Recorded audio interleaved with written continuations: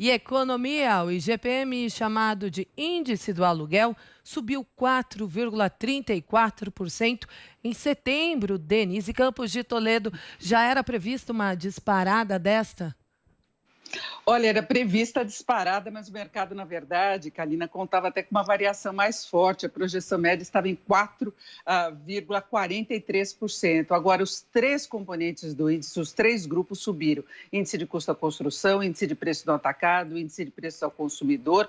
E agora o índice acumula uma alta de 14,4% no ano e 17,94% em 12 meses. Você se referiu ao índice do aluguel, por mais que as forças de mercado levem a negociações, alguma pressão fica de toda essa alta de preços e, mais do que isso, o aumento de vários preços do atacado tende a chegar no varejo. A gente tem muita pressão ainda de alimentos, isso já vem influenciando os índices de preço ao consumidor, tanto que na própria composição agora houve uma variação do IPC na composição do IGPM de 0,64%.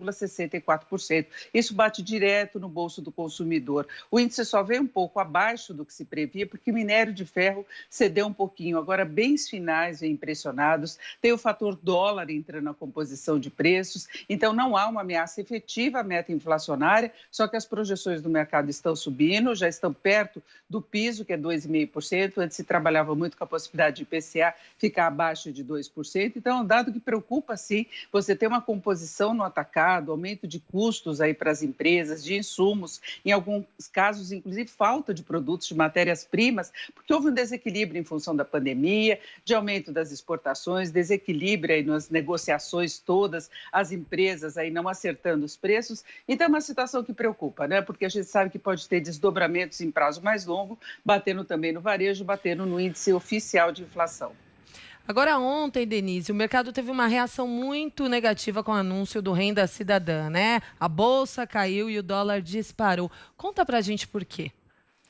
Olha, o mercado recebeu muito mal a ideia do lançamento do Renda Cidadã, não por ser um programa de transferência de renda, porque se sabe da importância disso para alavancar um desempenho melhor da economia. O auxílio emergencial teve um papel importantíssimo e se percebeu a necessidade mesmo de apoiar um número maior de brasileiros do que o Bolsa Família. O problema foi essa fórmula que o governo descobriu de utilizar recursos dos precatórios, que são decisões judiciais que levam o governo a ter de pagar todos os anos essas dívidas. São dívidas do governo decididas na justiça. Então, ele tem de pagar. Ele desviar uma parte desse dinheiro, deu a ideia de pedalada, de contabilidade criativa, que pegou muito mal do ponto de vista de responsabilidade fiscal, porque o governo não foi reduzir despesas de uma área ou outra efetivamente. Ele deu uma manobrada aí para tentar conseguir manter o teto de gastos, veio esse discurso, mas com contabilidade criativa. E o Fundeb é dinheiro a mais para a educação. Isso foi muito discutido no Congresso, de repente o governo quer tirar um pouco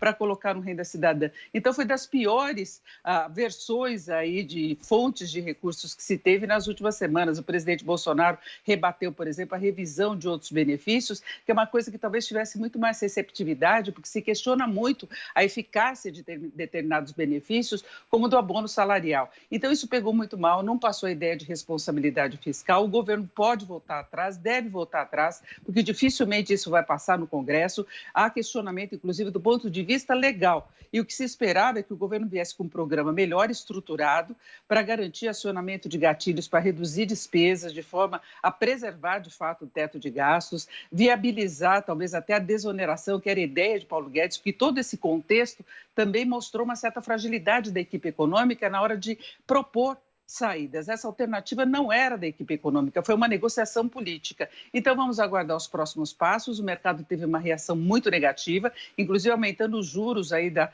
colocação de títulos do governo. A curva de juros chegou a 8% para 2027, por exemplo, e hoje, na abertura, o dólar sobe mais 0,43%, cotação de venda em R$ 5,657, quase R$ 5,66, Kalina.